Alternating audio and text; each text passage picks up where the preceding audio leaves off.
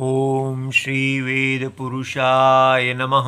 नमस्कार। Class number 281 Shrimad Bhagavad Gita जी शंकराचार्य जी के भाष्य के अनुसार आरंभ किया जाता है। ओम श्री सीतारामचंद्राभ्याम नमः। नमो गुरुभ्यः। अथ काल देवता श्री संवत् 2081 आश्विन शुक्ल पक्षः सप्तमी गुरुवारः पूर्वाषाढ़ा नक्षत्रम दक्षिणायनम शरद ऋतु। ओम तत्सत श्री शंकराचार्याय गुरवे नमः। दूरेण ह्यवरं कर्म बुद्धियोगात् धनंजय बुद्धौ शरणमन्विच्छ कृपणाः फलहेतवः। अध्याय नंबर 2 श्लोक number 49 Shrimad Bhagavad Gita ji Gita press Gorakhpur book number 10 Shankaracharya ji के भाष्य वाली पुस्तक। ये पुस्तक खरीदेंगे, आपके पास होनी चाहिए, बहुत अच्छी रहेगी। अच्छा जी, अब हम इस श्लोक को, नए श्लोक को आज देख रहे हैं। और पिछले श्लोक में हमने क्या देखा है कि भगवान ने हमें योग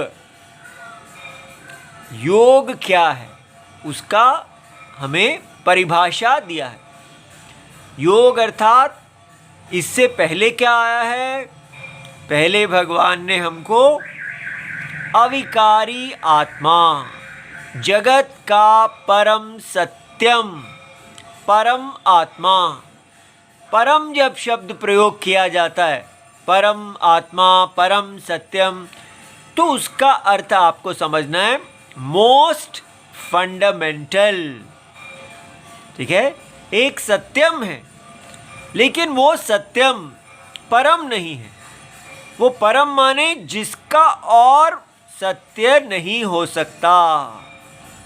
इसलिए जैसे अज्ञान दशा में व्यक्ति कहता है ये सांप है, उसको सत्य लगता है, लेकिन उसका परम सत्य क्या है? रस्सी।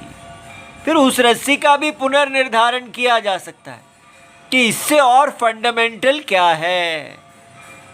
तो जो मोस्ट फंडामेंटल है, सबसे मौलिक, मूल, जो इस पूरे जगत का कारणम है और जिसका कोई कारणम नहीं है।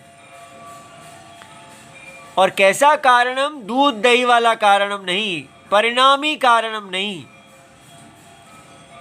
कारणम है सत्य के अंदर जो प्रतीति दिखती है अज्ञान के कारण, उसको हम यहाँ कार्य कहते हैं। ये पॉइंट जो व्यक्ति पकड़ेगा कि शास्त्र में कार्य होता है सत्य में अज्ञान के कारण दिखने वाली प्रतीति, इसीलिए वो कार्य जो है वो सत्य में विकार नहीं लाता और वो सत्य से व्याप्त रहता है। ठीक है, वो सत्य से अन्य नहीं होता, वो सत्य से अनन्य होता है। क्या आपने इस बात को पकड़ा? फिर से सुन लीजिए। कारण और कार्य, कॉज इफेक्ट।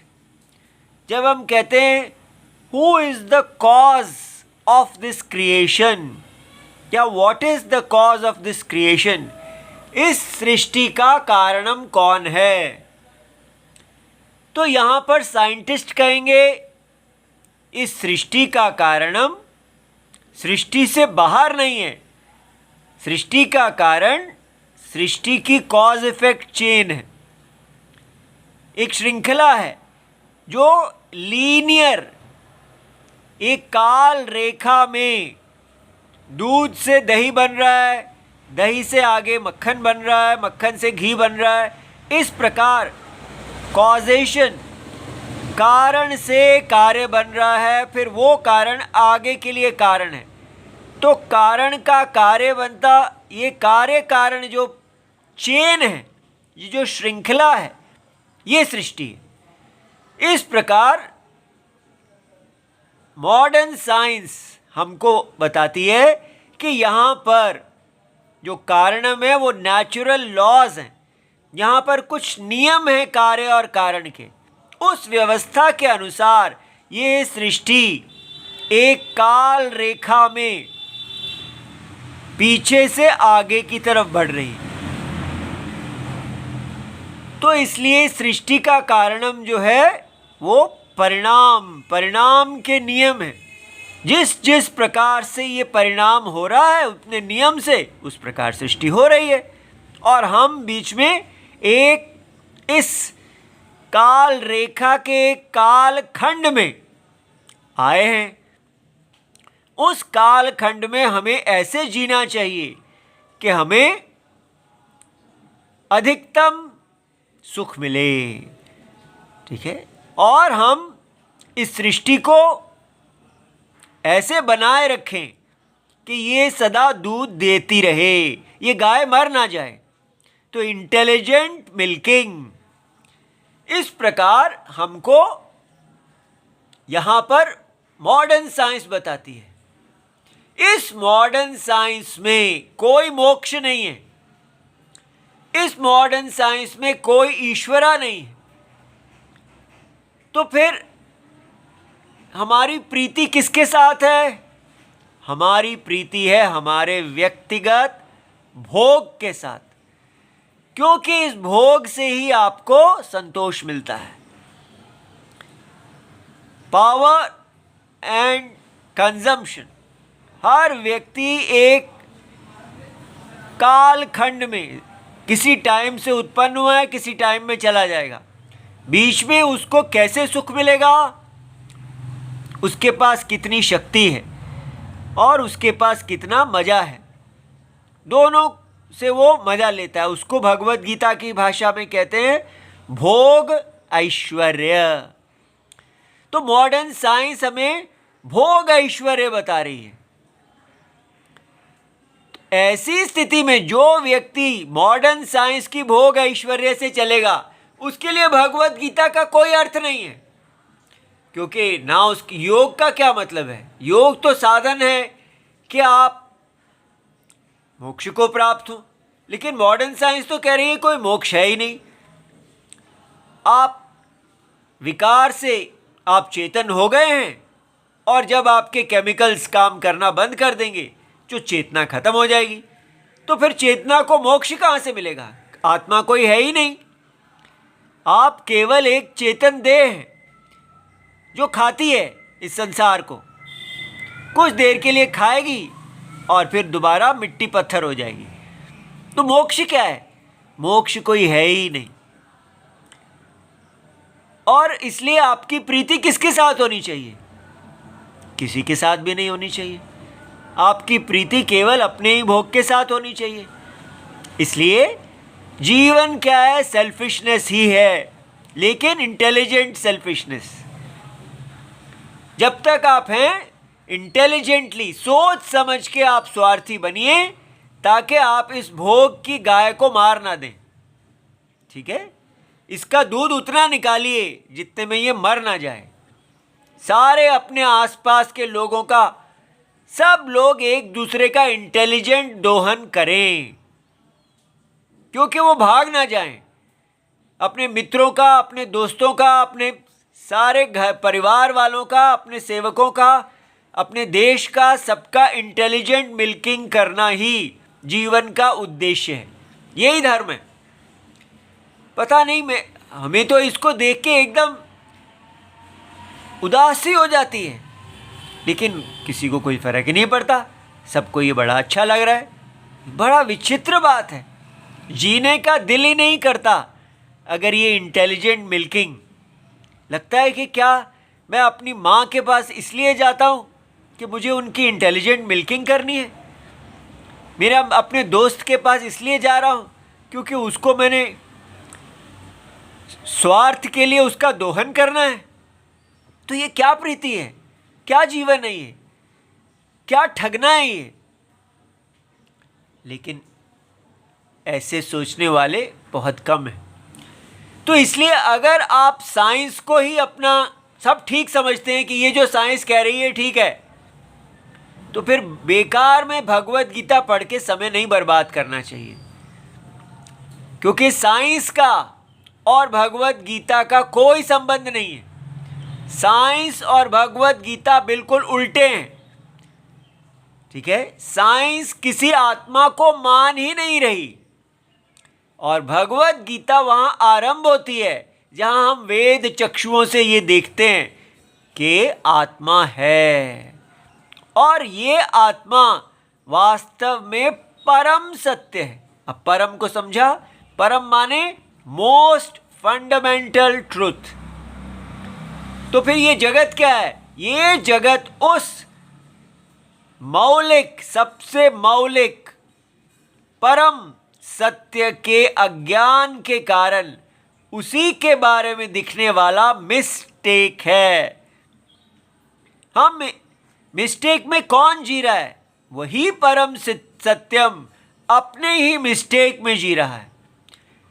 जिस परम सत्य को का ये मिस्टेक है वही परम सत्य है। तो इसलिए हम वास्तव में इस जगत के परम सत्य हैं, लेकिन अज्ञान में हम अपने आप को शरीर समझ रहे हैं। तो जिस शरीर को साइंस कहती है कि इस शरीर से आप इंटेलिजेंट मिल्किंग कीजिए वर्ल्ड की, वेद आके कहते हैं कि आपने इस शरीर से वर्ल्ड की इंटेलिजेंट या अनइंटेलिजेंट दोनों मिल्किंग नहीं करनी है। तो फिर आपने क्या करना है? वेद आके बताते हैं कि ये जो प्रतीति है, इस प्रतीति के अंदर, इस परसेप्चुअल रियलिटी के अंदर एक यज्ञ है। ये भगवान का शरीर है, अर्थात परम सत्य का शरीर है। तो यहाँ पर जिसको परमात्मा ईश्वर कहा जा रहा है, वो कोई मिस्टर ऑल पावरफुल, ये जो कुरान और बाइबल के हैं वो नहीं है।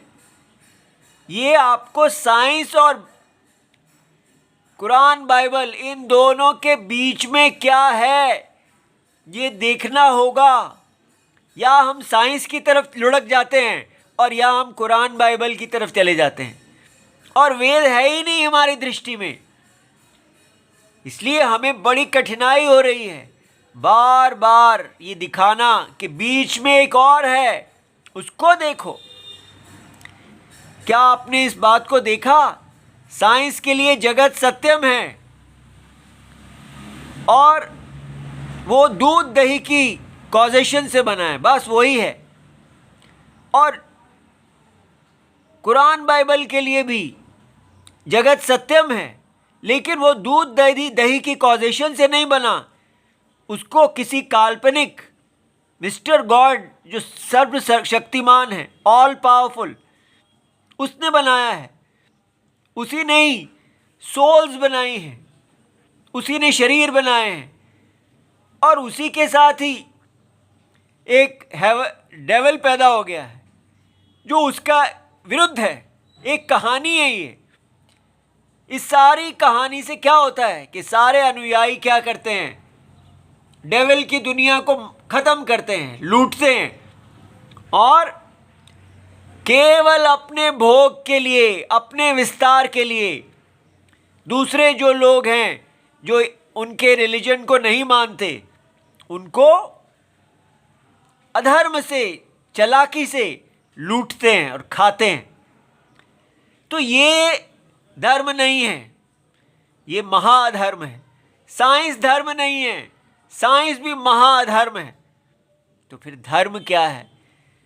इस प्रकार हमको सोचना चाहिए कि मन में रिजेक्ट करें कि साइंस का इंटेलिजेंट मिल्किंग धर्म नहीं है, और रिलीजन्स का काफिरों को, डेविल के लोगों को अनइंटेलिजेंटली, पूरी तरह क्रूअल्टी से ठगना, मारना, ख़त्म करना, वो धर्म नहीं है। इसलिए ना रिलीजन वाले धर्म हैं, ना साइंस वाले धर्म हैं। तो अब वेद को शुद्ध चक्षु से देखिए कि ये वेद क्या कह रहे हैं। वेद कह रहे हैं ना कोई यहाँ पर ऑल पावरफुल कल्पना, काल्पनिक मिस्टर गॉड एंड बिलीफ के विषय, और ना ही यहाँ पर केवल अपने आप ही कॉजेशन से चलने वाली कोई सृष्टि है। तो यहाँ क्या है? यहाँ पर एक बीच में है सत्य की अज्ञान के कारण, because of ignorance of truth, एक मिस्टेक है। सारी सृष्टि is a case of mistaken truth. कितना क्लियर है, कितना सुंदर है ये, कि अगर आप एक अज्ञान और विपरीत ज्ञान, इग्नोरेंस और एरर में जी रहे हैं, तो केवल इस एरर से बाहर निकलना है और आप मुक्त हो जाएंगे। वो मोक्ष है। जब तक आप उससे बाहर नहीं निकलते, आप बार बार जन्म लेते रहेंगे। और वो जन्मों का आधार क्या होगा? वेद का जो यज्ञ है, ये सृष्टि एक ऑर्डर है, ऐसे ही नहीं है। साइंस ही यहाँ पर हमें दिखा रही है कि एक फिजिकल ऑर्डर है, लेकिन वेद हमें दिखा रहे हैं कि ये केवल एक फिजिकल ऑर्डर नहीं है, फिजिकल लॉज का। यहाँ पर कर्म के आधार पर एक ऑर्डर है, एक व्यवस्था है कि कैसे एक ही जगत का सत्यम अज्ञान के कारण अपने आप को अनंत जीवों के रूप में देख रहा है। एक ही जगत का परमात्मा का शरीर है, अनंत शरीर हो गए हैं, लेकिन वो कटे नहीं हैं, सब उसी शरीर में कल्पना है। इस प्रकार इस महायज्ञ में सबका अपना अपना स्थान है, वर्णाश्रम धर्म है, विशेष आर्य भूमि भारत में। तो वो उसके अनुसार आपको कर्म करना है, उसके अनुसार ही आपको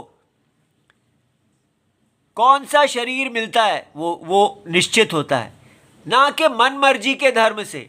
सो वेदोक्त वर्णाश्रम धर्म से ही पुनर्जन्म कि आप कहाँ जाएंगे निश्चय होता है।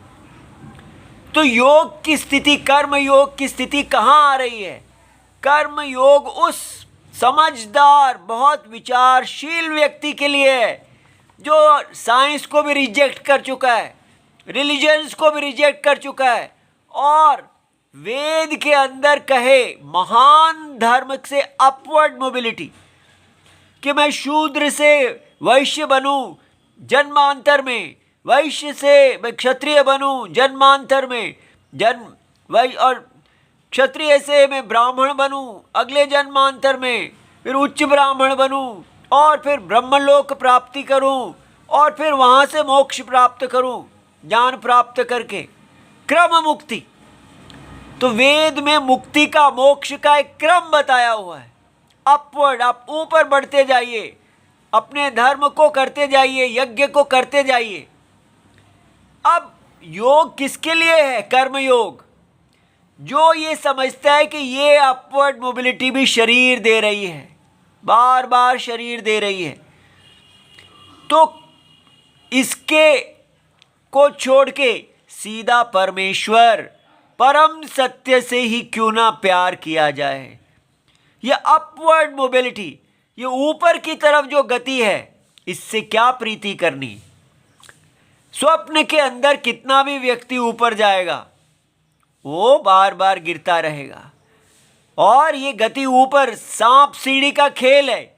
कितना हम स्नेक्स एंड लैडर, सांप सीढ़ी का खेल खेलते रहेंगे, बार बार ये सांप काटते रहेंगे।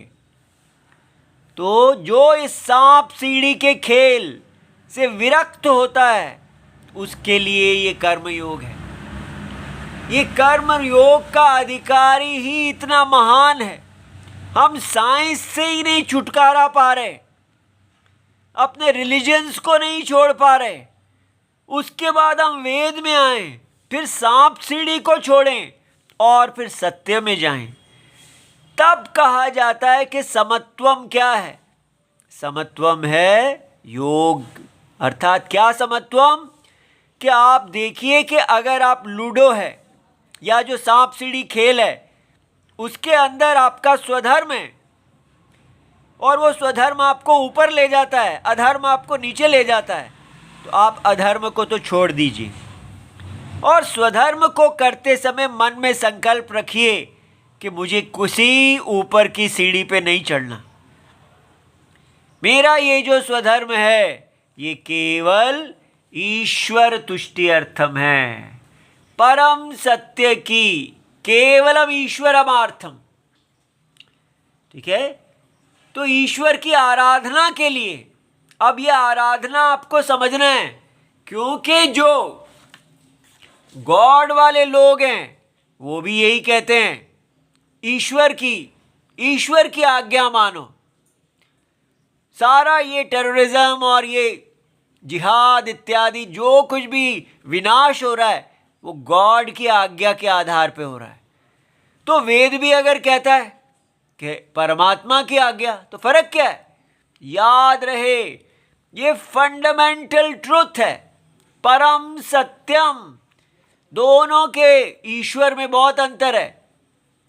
ये सत्यम है और ये एक काल्पनिक व्यक्ति है जो दुनिया को चला रहा है, इसमें कोई प्रमाण नहीं है और ये स्वतः सिद्ध है। जगत की आत्मा अपने आप सिद्ध है, हमें अनुभव में है सदा। हम देख रहे हैं कि हम शरीर से विलक्षण आत्मा, चेतन आत्मा है। इसलिए इस चेतन आत्मा का ऊपर आधारित जो धर्म है कि अगर आप शरीर की कोई इच्छा नहीं करते, व्यक्तिगत शरीरों के पॉलिटिक्स को छोड़ देते हैं, तो आपके पास क्या आता है? नो पॉलिटिक्स, कोई भी इच्छा नहीं कि मैंने इस शरीर को धारण करना है। बस इस शरीर से, इस महाशरीर में, इस ऑर्डर में मेरा जो कर्तव्य बन रहा है उसको धीरे धीरे करते जाना। इस प्रकार धीरज से करने वाला जो कर्म है, कोई जल्दी नहीं, तब बनते हैं अच्छे सुंदर ग्रंथ। जो हमारे देश के ब्राह्मणों ने इतना कमाल का काम किया है, क्षत्रियों ने, वैश्यों ने, शूद्रों ने, सब ने मिलके एक यज्ञ किया है। जब कोई ब्राह्मण महाग्रंथ की रचना करते हैं, विद्वान, तो उसके पीछे क्षत्रिय होते हैं जो धर्म की रक्षा कर रहे हैं, वैश्य हैं जो यज्ञ के लिए संसाधन बना रहे हैं, और शूद्र हैं जो सेवा कर रहे हैं, और पंचम हैं जो सब बाह्य स्थितियों को संभाले हुए हैं। पूरी सृष्टि यज्ञ में अपना अपना काम करती है, तब हमारे वेदों की रक्षा होती है। वेदों के अर्थ को प्रतिपादन करने वाले ग्रंथ बनते हैं, गुरु शिष्य परंपरा बनती है। इसलिए यहाँ कोई एक ना ऐसे कहें कि नहीं ब्राह्मणों की योगदान ज़्यादा है, इसका ज़्यादा है, उसका ज़्यादा, ऐसा नहीं कह सकते, क्योंकि हम एक यज्ञ हैं। को यज्ञ एक ही व्यक्ति केवल सिर के द्वारा ये शरीर नहीं चल सकता। अगर मैं कहूँ कि बस शरीर ही है, अकेला शरीर क्या चला लेगा इसको? अकेला सिर, अकेली भुजा चला लेगी? ये एक यूनिटी है यज्ञ।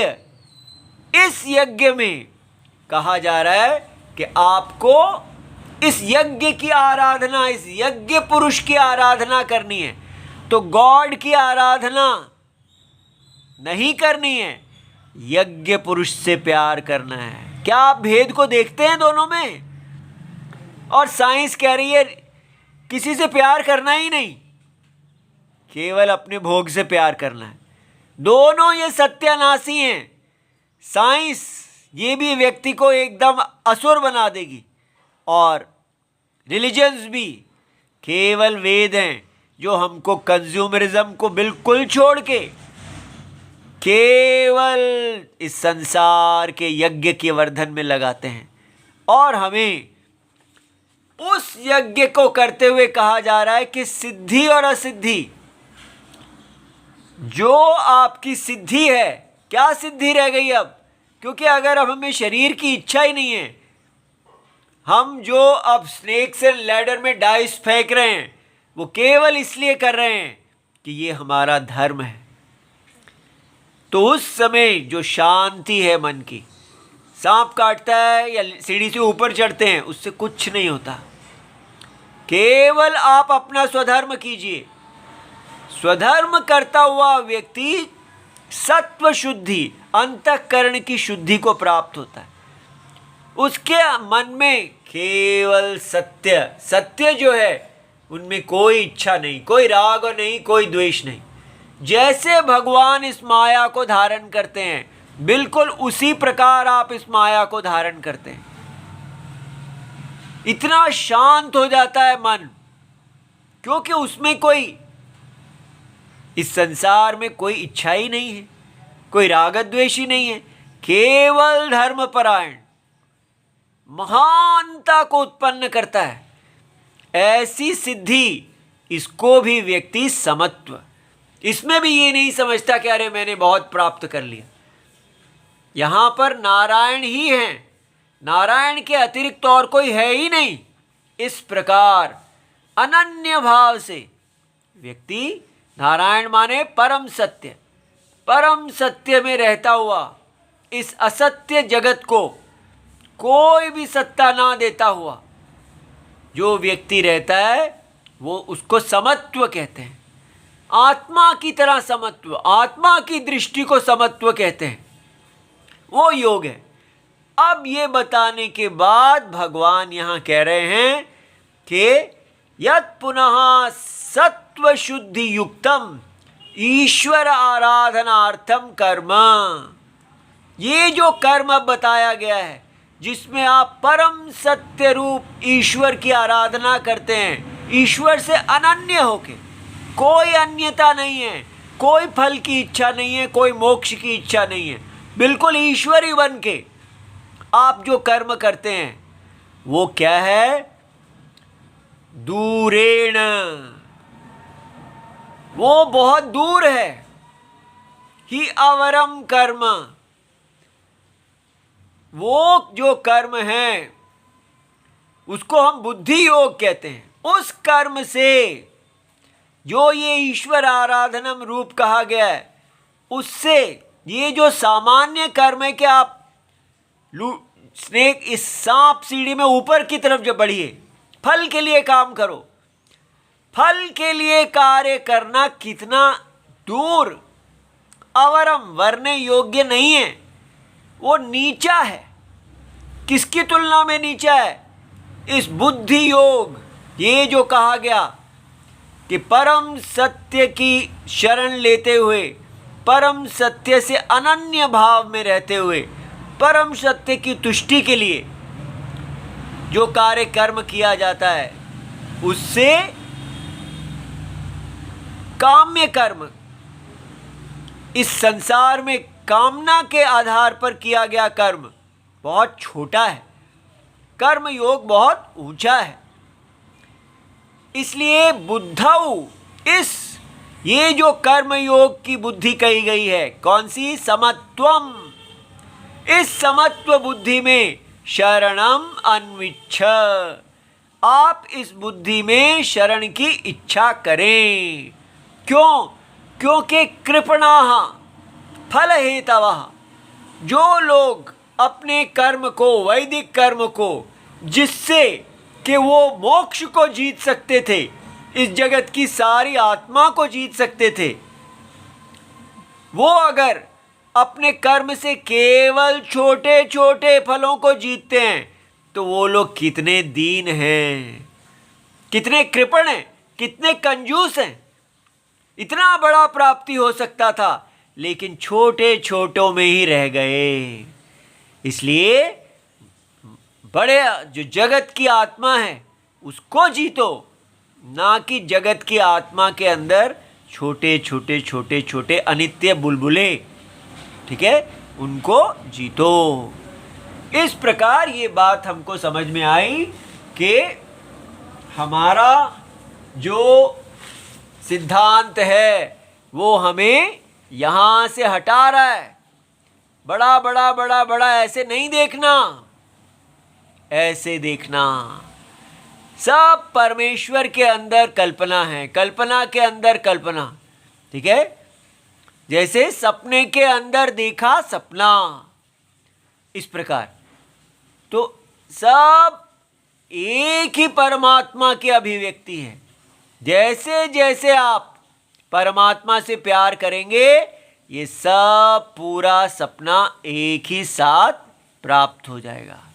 इस पर सपने के अंदर अपवर्ड मोबिलिटी मत ढूंढो, ठीक है। केवल अपने धर्म को भगवान की आराधना के लिए करें, दूसरा कोई करे या ना करे, ठीक है। इसलिए यहां जो कहा जा रहा है कि ये कर्म बड़ा छोटा है, लेकिन ये धर्म है, याद रहे। ये कर्म कौन है? स्वधर्म, लेकिन फल के लिए किया गया स्वधर्म।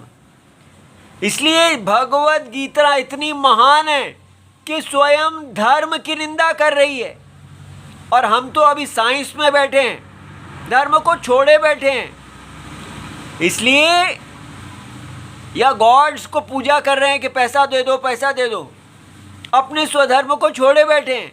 और यहां कहा जा रहा है जो व्यक्ति अपने स्वधर्म का अनुष्ठान कर रहा है फल के लिए, ऐसा व्यक्ति बड़ा छोटा है, क्योंकि वो छोटे फलों को प्राप्त कर रहा है, जहां कर वो इतने महान असीमित को प्राप्त कर सकता था, सीमा के चक्कर में पड़ा है। इसलिए ये कितना ऊंचा उपदेश है, हमको इसके लेवल तक राइज करना चाहिए, ठीक है। जल्दी से जल्दी इस साइंस के मोह को, रिलीजन्स के मोह को छोड़ें और वैदिक वर्णाश्रम धर्म में आए। ओम नमो भगवते वासुदेवाय। प्रणाम।